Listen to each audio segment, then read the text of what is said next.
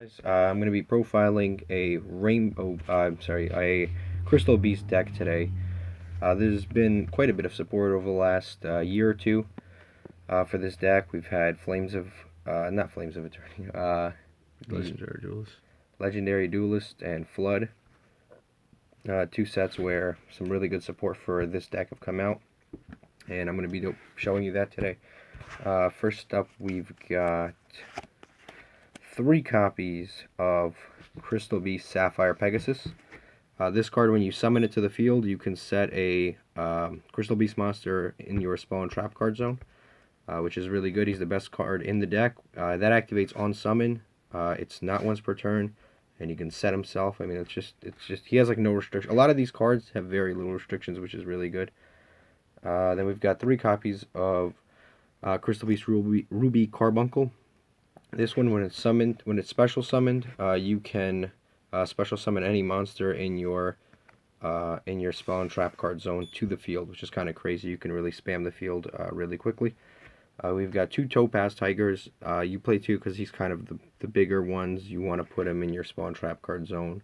When he attacks, he becomes 2,000 attack, which is decent for the Crystal Beast. So you play 2 of him just because he's a little bit bigger. 2 copies of Crystal Beast Cobalt Eagle.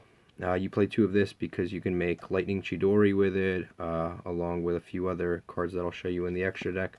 But basically, there are certain ones that you want to go into, and so you play more copies of that one just in case, just to have enough copies to summon out Rainbow over Dragon. You want to have enough in the deck, and then you play 1 of each of these. One Amethyst Cat. This one can attack directly, but the attack is halved. And it's, what happened? And it's really awful. You play 1 of that because it basically just does 600 damage to your opponent, which is useless. 1 Crystal Beast Emerald Tortoise. This one, after a monster attacks, it can change to defense mode. He's stupid. And then this one, Amber Mammoth. When he's on the field, he's the only card. He can make it so your opponent has to attack him, which is useless because he's only 1700 attack. Then we play 1 Rainbow Dragon, because we do have the trap card that summons him, make it a little bit easier, although you can summon, hard summon him.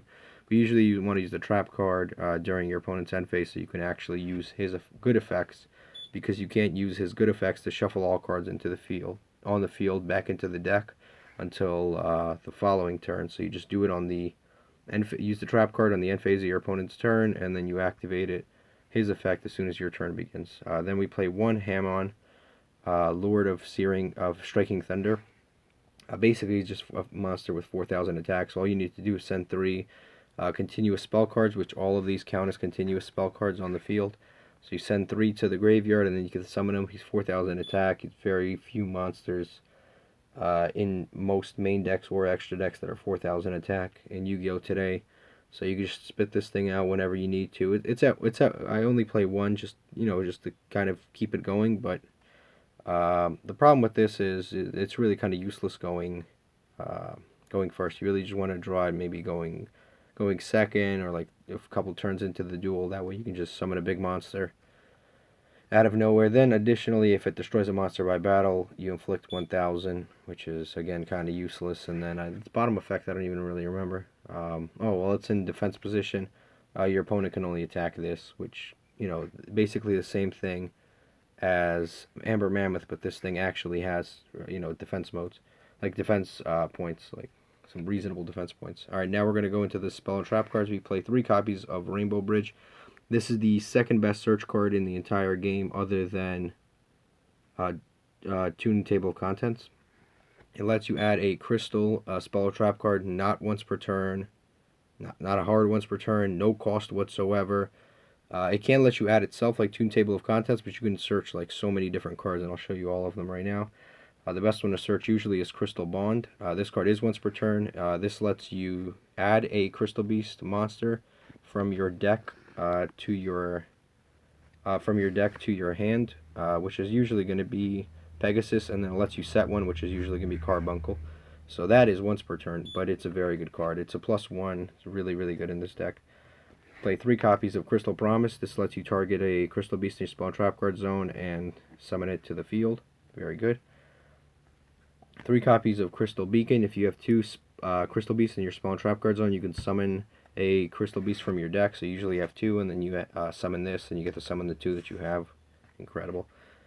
This deck can really kind of link spam pretty easily. Crystal Beast Blessing, Crystal Blessing. This card lets you target 2 of your Crystal Beast monsters in the graveyard, and then set them to your Spawn Trap Card Zone, or activate them in your Spawn Trap Card Zone. So this is good, like recovery. If you link your monsters away and you need them back, it's actually really good. We play 1 copy of one of the best field spells of all time. Not as good as it used to be, but one of the best field spells of all time. Ancient City, Rainbow Ruins. It's also searchable because it's well, actually, I'm sorry, it's not searchable, but you don't ever want to draw more than 1 of these. So I'd rather just draw 1, because again, what are you going to do with 2 field spells? So we play 1 of this field spell. It gains additional effects for every Crystal Beast in your Spawn Trap Card Zone.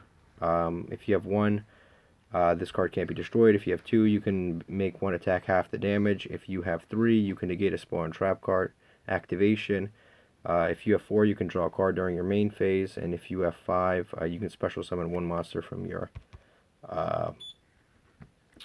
what's it called, Spawn Trap Card Zone, which is really, really good. I might bump that card up to more than that, but we'll figure it out over time. 2 copies of Crystal Tree. Every time you put a card in your Spawn Trap Card Zone, you can put a counter on this card, and then you send this card to the graveyard and activate more from your deck equal to the amount of counters it has, which is a pretty decent card. Again, because you're constantly setting cards. All these cards set cards, set cards, set cards, and then you can quickly just spit it out. We got 2 copies of Rare Value. This lets you, when you have 2 cards in your spell or trap card zone, your opponent picks 1 and then sends it to the graveyard, and then you draw 2 cards, which is really good. Considering that a lot of these things are like, free in many ways.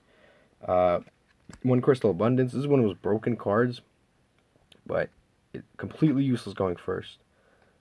Even going second, sometimes it's kind of useless because like it's not impossible to get 4 cards in your Spawn Trap Card Zone, but it's like, I mean, it's you're playing an uphill battle. It's a card you want to draw later in the duel. You definitely don't want to draw it early in the duel. But going first is completely useless, and it's searchable. So why would I play it at more than 1? Then we've got 1 Rainbow Gravity. This is kind of a one-of card we can just throw out there. Unfortunately, it's not searchable, but I like kind of having it. It's kind of another way to get to Rainbow Dragon, which is really cool. We've got 3 copies of Crystal Concave. When a Crystal Beast monster is destroyed by battle, you can summon another Crystal Beast monster in its place. And then also, you can target a Crystal Beast on your side of the field, and then return to your hand, and return a card your opponent controls to the hand. So you return this to the hand, and then return 1 of theirs, and you have to send this as cost to the graveyard. But it's pretty good because you can resummon this and activate it again. And then we got 3 copies of Ultimate Crystal Magic. This card is amazing. You send 7 different Crystal Beasts from your deck to the graveyard, and then you get to summon this out of your deck. This card is just crazy. Unfortunately, you can only do this if your opponent destroys a Crystal Beast monster you control. But if they do, you get to summon this, and that's just completely awesome. And then the second effect is if your opponent destroys this right here, you can banish this from the graveyard and then summon up to 5 Crystal Beast monsters from your graveyard with different names, which is really, really cool. Which in some ways is actually better than the first effect. But that is the main deck there. And then we've got our extra deck. We play 2 copies of Rainbow Over Dragon. Play the second one just in case I want to tribute the regular Rainbow Dragon to summon it. It's kind of like Colossus in that way. But this card's effect is really crazy. You can tribute it and then shuffle back all cards on the field back into the deck. You can activate that the turn it's summoned, which is good. But most of the time you're summoning it on your opponent's turn anyway, so it doesn't matter. Also has a quick effect where you can banish a Crystal Beast monster and then gain attack points equal to it. The most you can get is, I think, 1,800. And that's a quick effect, and it's a really dumb quick effect because no one's going to summon a monster that's 4,000 attack unless you're like trading trading hits with like a Boral sword, but I mean it's very. And then he's gonna cut your attack in half anyway, so it doesn't matter. Then we've got one Tornado Dragon. You have a lot of rank 4s here. One number 41 Diamond Dire Wolf, Abyss Dweller, number 28 Harlant Draco, Utopia, the Lightning, one Castell, two Lightning Chidoris because it's really good. Whatever decks can use this card, definitely use it. It's like this and Harpies and maybe like two other decks, but that's about it. And then we've got Silent Honor Arc. You could take a monster your opponent controls, make it a material. It's like a mini, whatever would it be called? It's like a mini Warlord? Not like a Borload. It's like Infinity. Alright. Two copies of Fire Dermadol. It requires Beast, Beast Warriors, or Wing Beast, which is all the Crystal Beasts.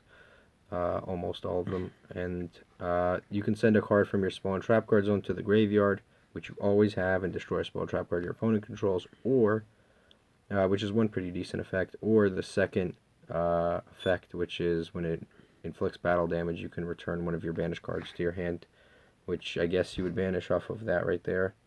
That effect never really comes into play. Got one copy of Nightmare Phoenix. Destroys Spawn Trap cards. One Nightmare Cerberus, which I should replace with a Unicorn. I don't know why I didn't. And then one Borreload, because this deck actually can link spam half decently. Probably a Boral Sword would be decent in this deck too.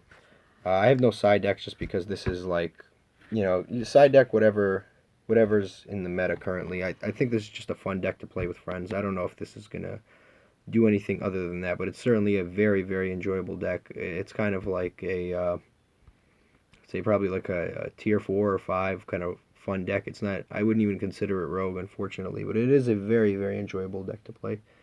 Thank you for watching and subscribe.